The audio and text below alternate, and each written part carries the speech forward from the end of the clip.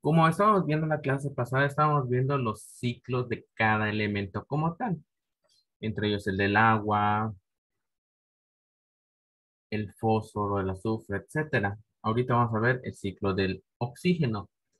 Literalmente el oxígeno es uno de los elementos que podemos encontrar en abundancia, pero también ustedes, como comprenderán, este también tiene su propio ciclo. Dentro de nuestro organismo también se lleva algo similar y lo mismo las plantas, convirtiendo el oxígeno en energía a través de nosotros por la respiración y por las plantas mediante la fotosíntesis que es ayudada por los cloroplastos.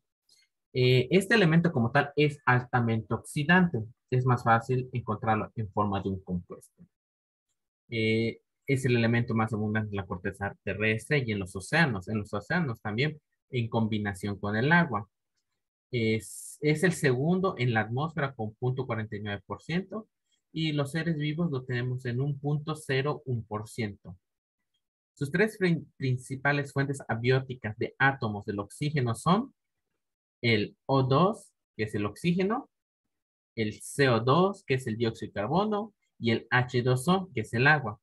Es- Están continuamente intercambiando átomos entre sí durante los procesos metabólicos de la biosfera.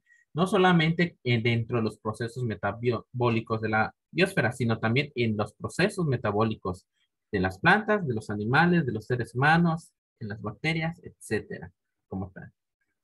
El oxígeno en la atmósfera se encuentra bien ya sea en O2, o dióxido de oxígeno, o en composición con otros elementos, como ya lo había mencionado, que es el dióxido de carbono, el óxido nítrico, el agua y el dióxido de azufre.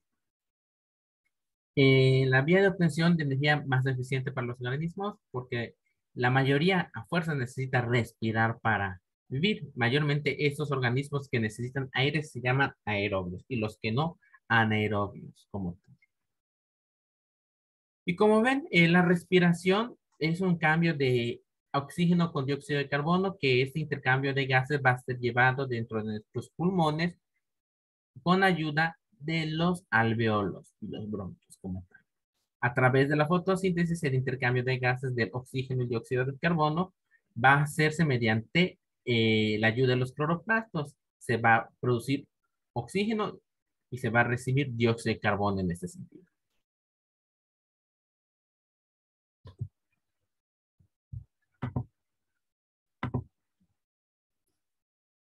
El ciclo del oxígeno es casi similar al ciclo del agua.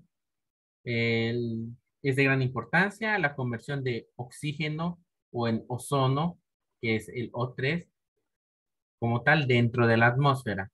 Las moléculas del oxígeno o molecular activadas estas por radiaciones y esas radiaciones están emitidas por los rayos del sol, los cuales van a romper los átomos libres del oxígeno que van a reaccionar con otras moléculas, entre estas el O2, para formar ozono como tal. Estas reacciones van a llegar o estar dentro de la estratosfera generando una capa, la cual va a reflectar los rayos ultravioleta. O sea, el ozono al convertirse o al estar en conjunto con el oxígeno y otras moléculas libres o átomos libres dentro del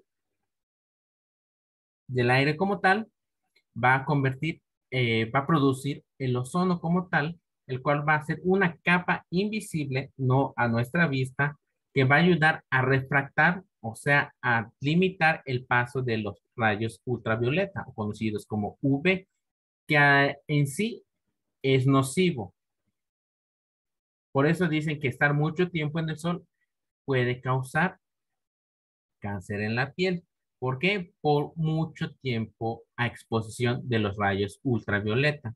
Mayormente la gente de piel caucásica o morena como tal o oscura pueden refractar o limitar el daño como tal, a diferencia de las personas de una coloración más blanca. Se nos dice que también el oxígeno es devuelto a la atmósfera por organismos autótrofos. Cuando hablamos de autótrofos es que generan su propia energía, su propio elemento, alimento como tal. También elementos forman. Y esto es debido a mediante la fotosíntesis. Esto lo hacen las plantas. O uno de origen biológico o biogénico. De ahí la importancia de conservar los bosques. Cuando hablamos de origen biológico o biogénico es las plantas como tal, ya que esto ayuda a producir más oxígeno.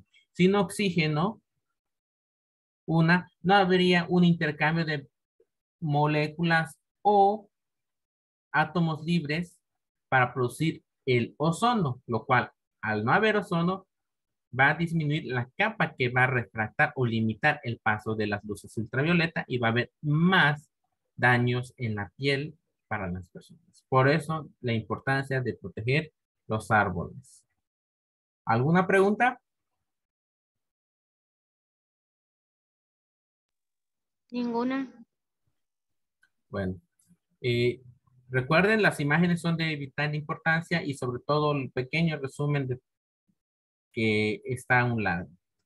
Los ciclos son muy sencillos. El oxígeno se encuentra en la atmósfera. Hay un intercambio de un oxígeno molecular o con la conversión del oxígeno o el O2 como tal en ozono con otras moléculas formando la capa. Lo mismo, el ciclo sigue, el oxígeno va a estar condensado, va a haber una precipitación que va a estar dada por el agua va a llegar al suelo.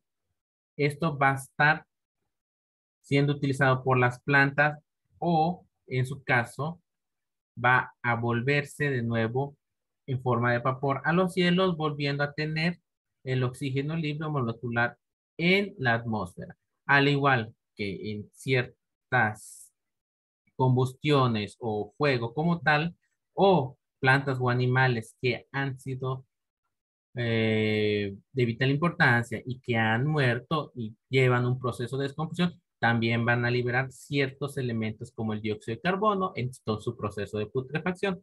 Al utilizar también el combustible o biomas, o sea, la quema de leña o carbón, también va a desprender CO2. Esto va a llegar a la atmósfera y en una combinación con las moléculas del oxígeno también va a formar más oxígeno y la liberación por medio del dióxido de carbono en las plantas y el intercambio de gases que se hace en la respiración en el ser humano. Ahora, el ciclo del azufre. A diferencia de eso, del oxígeno, eso es un poquito más sencillo, pero también se ve algo complejo. El azufre es una de las proteínas imprescindibles para la vida. Esta circula por la biosfera, ya sea en sulfuro de hidrógeno o hidrógeno de azufre o proveniente de la materia en descomposición, erupción volcánica, como subproductos de la refinería, fábricas de seda, papel, etcétera. Todo aquel que emita gases. También se nos dice que el CO2 proviene de la combustión del carbono y el petróleo.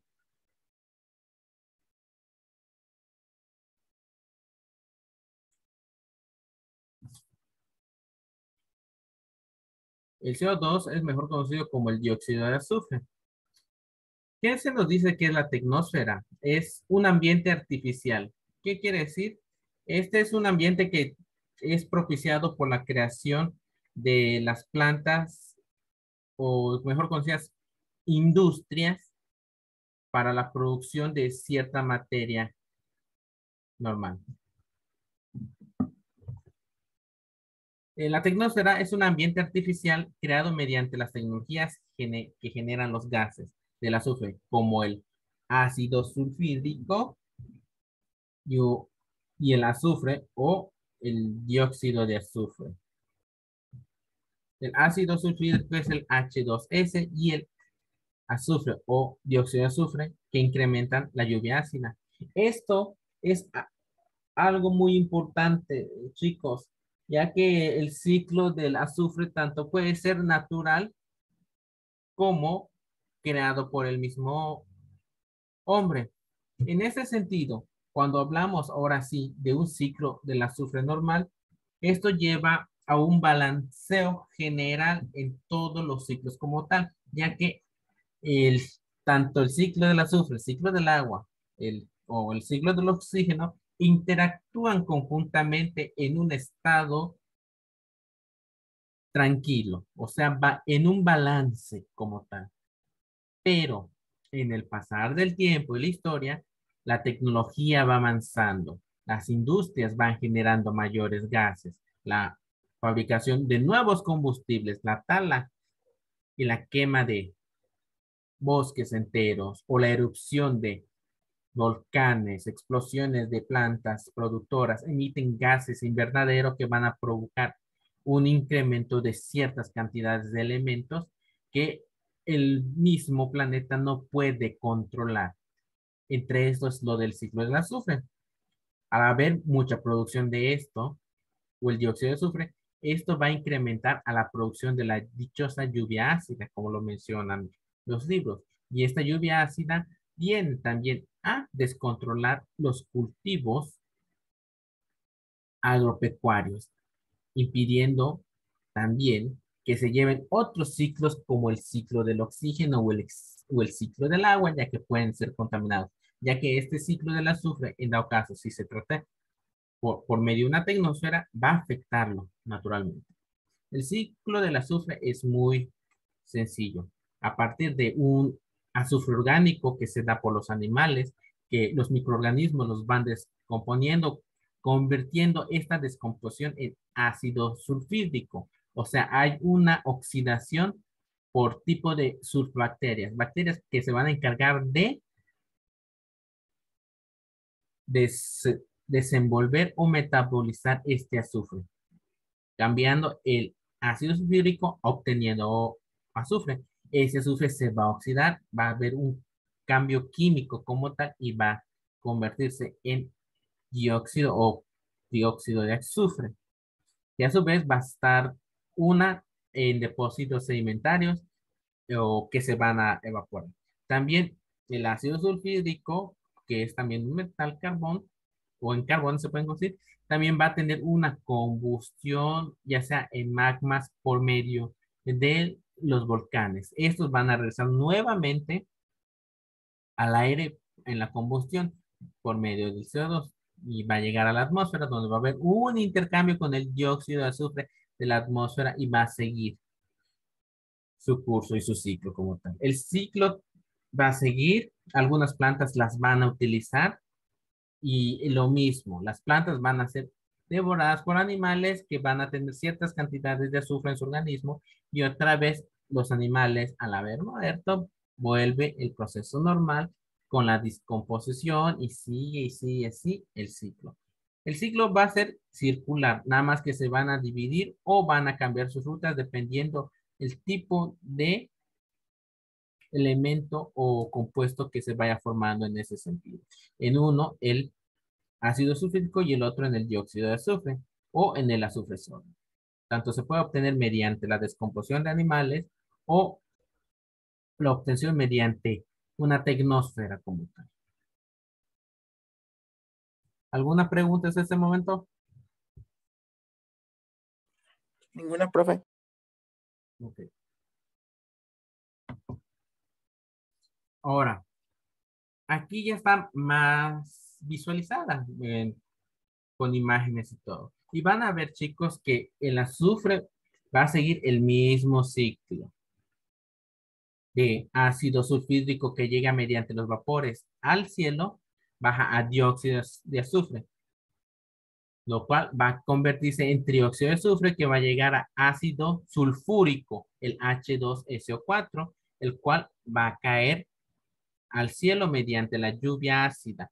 Esta lluvia ácida va a llegar a los mantos freáticos donde va a haber un intercambio, ya sea mediante una fotosíntesis oxigénica o una oxidorreducción, lo cual va a desintegrar sus elementos, o sea, ya sea el ácido sulfúrico o el trióxido de azufre o el sulfurato de azufre para desintegrar y convertirlo en azufre como tal. Y también como lo pueden observar, algunos elementos, como las plantas, en la parte de la imagen de productores, van a ver que va a estar consumido por ciertos animales, que esos los van a tener que desechar, ya sea mediante el excremento o la descomposición después de la muerte de estos por microorganismos que van a desencadenar otro proceso como tal. Eso al fin y al cabo va a llegar mediante una lixivización. ¿Qué es una lixivización? Es lo más sencillo.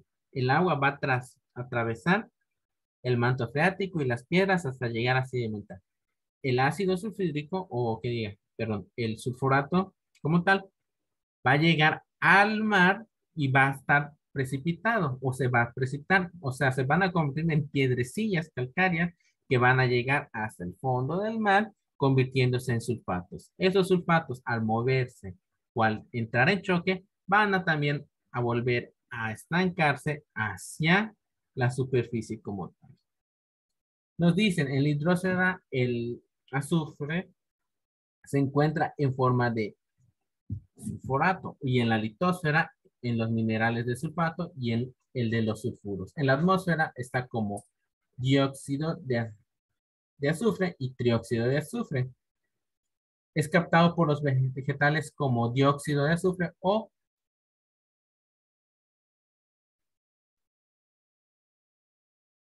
sulfato desde las raíces. En el suelo se rige por la oxidación y reducción o redox de sus compuestos. Esta va a ser generada por los microorganismos. En esas reacciones varían su estado de valencia. Cuando hablamos de una oxidorreducción, ustedes van a ver que hablamos de que uno me va a ceder y otro va a perder. Uno gana, otro pierde. Y esto es importante porque es aquí lo que le va a dar el nombre dependiendo del número de oxidación. Cuando es -2, pues se considera como sulfuro. O cuando pasa de +6, va a ser sulfato. Por eso los sulfatos, como el SO4, que tiene una valencia de más de 6, va a tener ese nombre como tal. A diferencia, como el sulfuro de hidrógeno va a ser diferente. También se menciona cuando los organismos mueren, el azufre retorna al suelo. Ahí es captado por los vegetales, lo mismo. Aparte de que los animales lo consumen los vegetales, también los vegetales lo van a captar. En la atmósfera, los óxidos de azufre se convierten en ácido clorhídrico, que al combinarse con el agua regresan a la tierra en forma de lluvia ácida.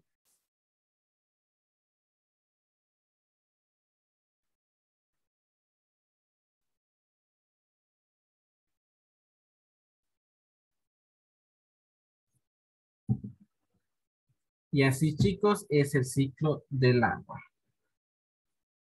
El sulfato, que es el SO4, el dióxido de azufre, que es el SO2, el trióxido, que es el SO3, el H2S, que es el ácido,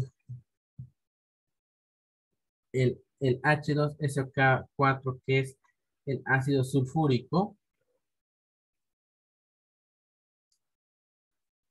y el H2S, que es el ácido sulfídrico, como tal. Y tienen que comprender que esto es muy importante, ya que tanto la contaminación, que va a ser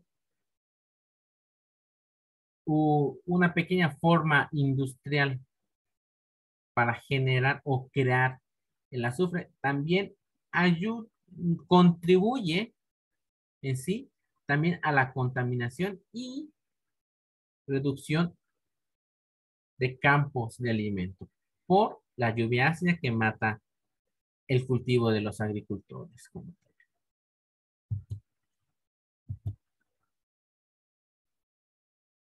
Tanto en un ciclo normal como en la tecnosfera va a estar produciéndose el azufre. ¿Alguna pregunta? Ninguna, profe. Todo entendido. Ok. Bueno, ahora vamos a ver el ciclo del fósforo.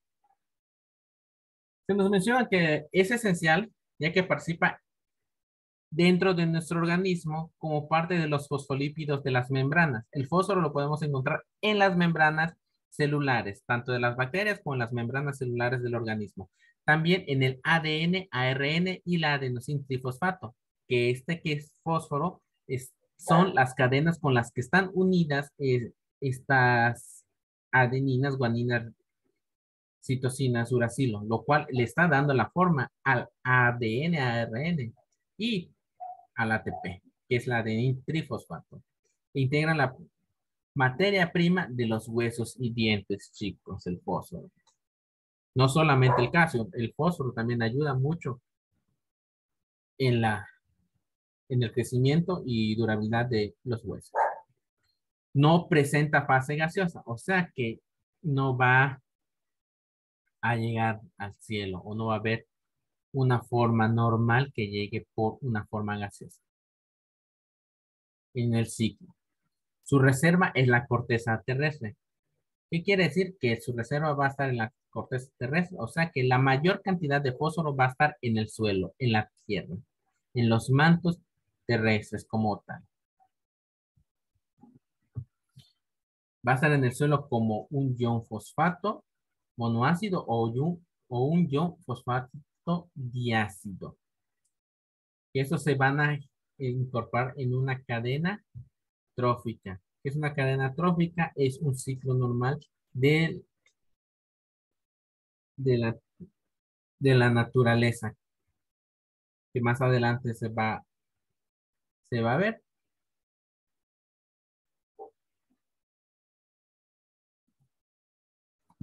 Y van a ver en esta imagen muy sencillito cómo es. Las rocas fosfatadas van a ser disueltas, ya sea en el suelo, con iones fosfatos, por medio de las plantas, los animales. Habrá restos de eyecciones que van a producir también el fosfato.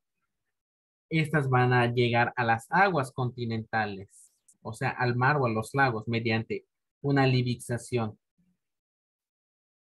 Algunos van a ser utilizados por el fitoplancton o los plancton dentro de estos. ¿Y cómo se van o cómo va a llegar de nuevo a nosotros? Porque estos fitoplancton o plancton van a utilizarlo como comida a partir de las rocas fosfatadas o mineralizadas en el fondo como tal, lo cual estos van a ser comidos por las aves marinas, que a su vez las aves marinas, como los murciélagos, pero en este caso las aves marinas, van a producir el guano. ¿Qué es el guano?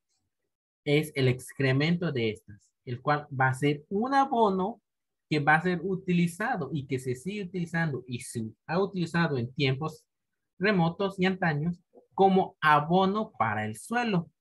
Y así va a seguir su ciclo normal. Llega a partir del abono del suelo, llegan las plantas consumen los animales lo defecan, mueren esos animales mediante los microorganismos, bacterias y todo se va desintegrando, va a haber una putrefacción como tal, la cual va a llegar al suelo. Eso va a haber una lixiviación, lo va a absorber el suelo, se van a implantar, van a llegar al lecho marino o a las aguas continentales, lo utilizan los fitoplanctons que van a ser comidos por los peces y estos peces también van a ser comidos por las aves. Estas aves las van a digerir, las van a convertir en guano o excremento. Este guano va a ser utilizado como abono y esto así va a seguir su ciclo como tal. Y también puede pasar directamente de las rocas fosfatadas directas.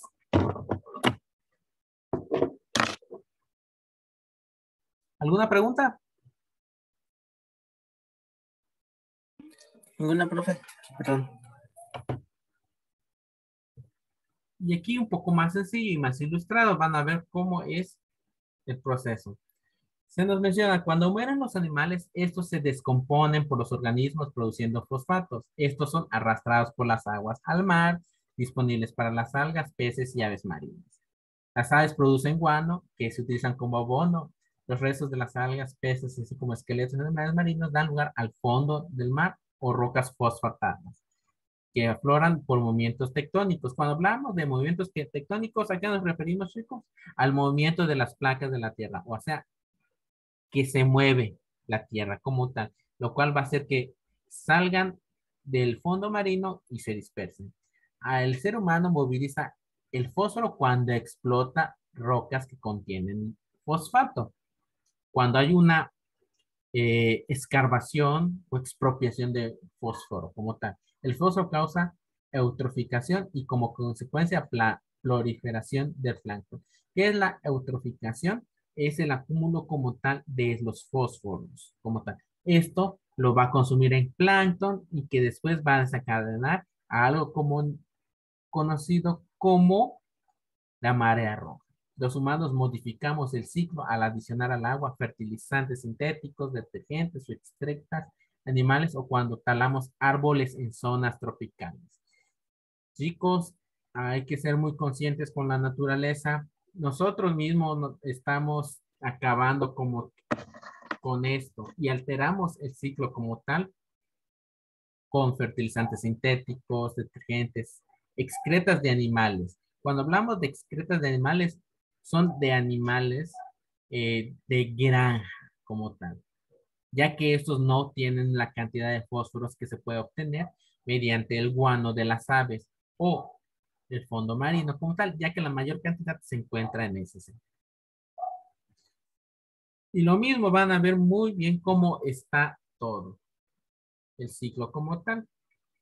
Y como se menciona, el ciclo del fósforo no tiene una parte como los demás ciclos.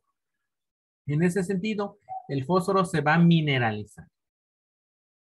No va a tener una evaporación como tal, va a estar en forma líquida para que llegue al manto acuático que es el mar y de ahí va a ser consumido, como se menciona, por los plancton, los peces y así va a seguir su ciclo. Es muy sencillo el ciclo, chicos, como tal. ¿Alguna pregunta? Bueno, ahora, ya vimos los ciclos como tal, pero también hay que comprender que los ciclos también tienen que tener algo en común con la biosfera. Y como ustedes habrán escuchado, en un ciclo que vimos que fue el azufre, se nos mencionan lo que es las cadenas tróficas o la relación tróficas como tal. Esto porque esta relación viene en conjunto con la naturaleza, los animales y el ser humano. Todo en un conjunto. Si este conjunto se desestabiliza o una parte se desestabiliza, todo se va a desestabilizar como tal. La contaminación, las nuevas industrias, la ingeniería, ganadería, uso de energías nucleares como tal, etcétera, y en la historia han ido modificando los ciclos naturales de cada elemento. Como lo menciona, como en el ciclo del azufre, eso ha causado lluvias ácidas. Antes sí había lluvias ácidas como tal, pero la naturaleza o el mundo podía solventar o aguantar ese tipo de lluvia ácida, ya que era una lluvia ácida natural, no tipo industrial creada por los seres humanos. Se compensa esto como tal. Más adelante vamos a ver la relación que tiene todo esto. Vamos a ver ahora la energía de la biosfera o en la biosfera. En la biosfera también se necesita energía, como lo verán, que para tener energía se necesita muchos elementos, en los cuales cada uno tiene un ciclo y que se produce dentro del organismo o fuera de él, y los animales también interactúan en este ciclo para obtener energía. Aquí vamos a hablar un poco de una de las leyes de la termodinámica. La segunda ley de la termodinámica nos establece que las transformaciones no son completamente eficientes, ya que existe una pérdida de energía de una transformación a otra. Y sí, chicos, hay una pérdida. Además de indicarnos que los cambios serán siempre de formas más concentradas y con mayor orden a formas más dispersas y en menor orden.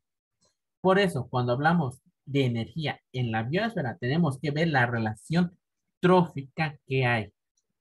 Y ustedes van a ver en la imagen algo muy, pero muy revuelto. En esa imagen ustedes van a ver un ratoncito. Y ustedes dirán, ¿por qué hay un ratón? ¿Por qué hay un zorro? ¿Por qué hay una serpiente? Un cuervo, una lechuza, una abeja. ¿Por qué las plantas? ¿Por qué, chicos? Ustedes díganme, ¿qué tiene relación uno con otro? ¿Alguien? ¿No puede ser la cadena alimenticia, profe? ¿O estoy equivocado? Sí tiene algo que ver con la cadena alimenticia como tal, pero una relación trófica es la relación que ese simple ratón tiene con todas las demás especies y las plantas. Al desaparecer ese ratón, una, el zorro no va a tener su alimento como tal en su zona, por lo cual va a tener que buscar otra forma para alimentarse. El conejo, al haber menos conejos por los zorros que los consumen y los conejos son más fáciles de cazar que un ratón, va a desencadenar un rompimiento en esa cadena. Y hay una relación de cada uno. ¿Por qué? Porque el ratón también ayuda a limitar el crecimiento de la biosfera, de ciertas hierbas que a veces pueden ser muy dañinas para la agricultura. El conejo puede controlar el crecimiento extremo de ciertas hierbas, o el ratón puede consumir ciertas hierbas venenosas que para nosotros pueden ser vital.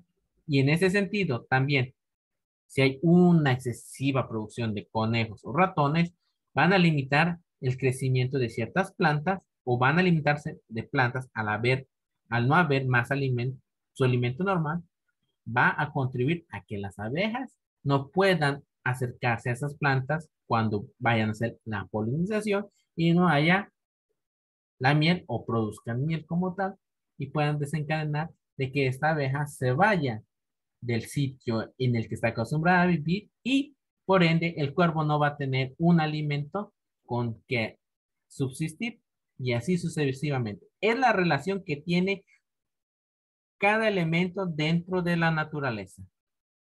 La base del funcionamiento de la vida es la energía que se obtiene mediante el alimento. Las transformaciones energéticas se presentan en la naturaleza como relaciones de alimento entre los organismos. Y ustedes van a ver cómo un simple ratoncito puede modificar todo eso. Y es el alimento tanto vital, ya sea para una lechuza, un zorro, una serpiente, como estos pueden ser también alimentos para otros.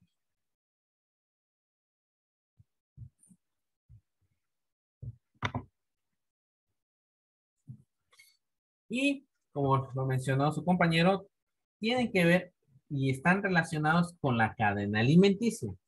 Pero ustedes tienen que conocer cuáles son dentro de la cadena trófica o la trama alimenticia como tal. Y en la imagen van a ver la posición de cada animal o elemento dentro de esta cadena trófica. Existen niveles, productores primarios, secundarios y terciarios.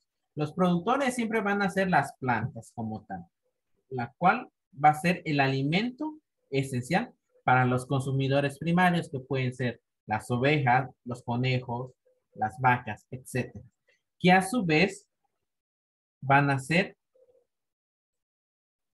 alimento para los consumidores secundarios, que estos son animales carnívoros, en los cuales entran en la imagen el zorro, el gavilán, el águila, el ser humano, por supuesto. Y de ahí los consumidores terciarios, que son animales carnívoros o otros animales carnívoros o de carroña. Pero esto ya dentro de un ambiente natural. de las plantas, animales herbívoros, animales carnívoros y omnívoros y otros animales carnívoros, es como la cadena se va yendo hacia arriba, de productores a consumidores.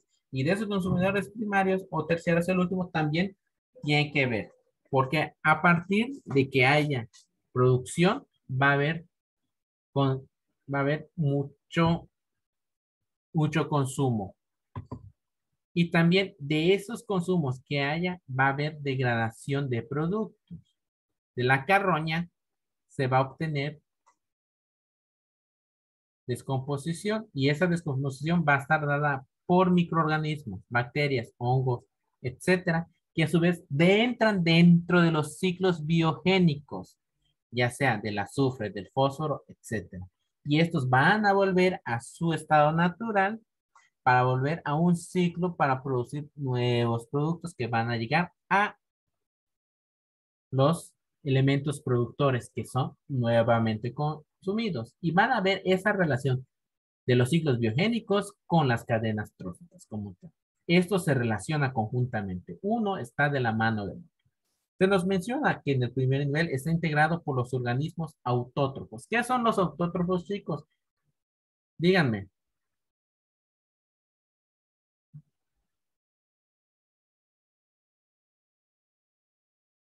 Ya lo había mencionado. ¿Qué son los autótrofos?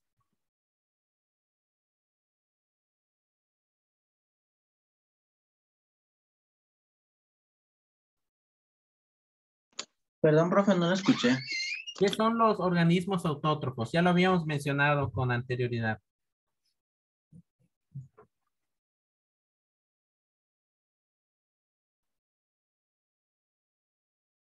Déjeme recuerdo.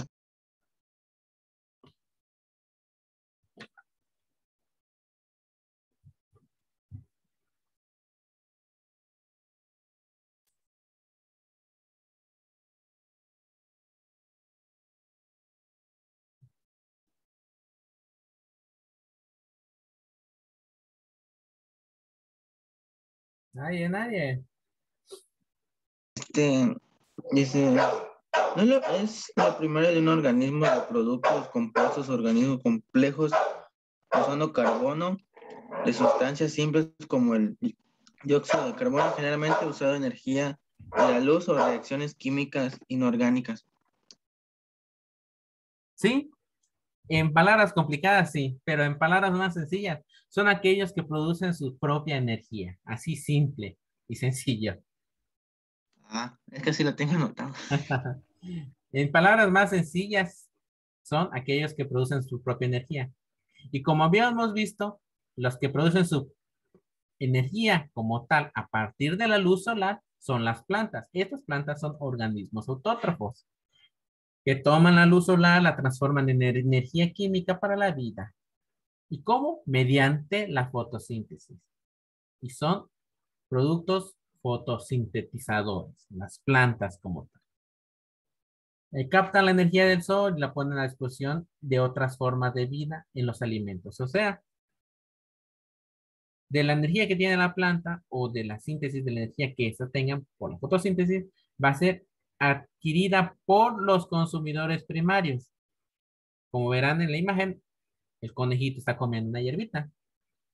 Cada organismo toma del medio en forma de alimento, estableciéndose así una trama alimenticia conocida como trófica. Y es aquí la palabra mágica de lo que es una cadena trófica, una cadena alimenticia, como bien lo mencionó su compañero al inicio. Pero es a este punto al que quería llegar.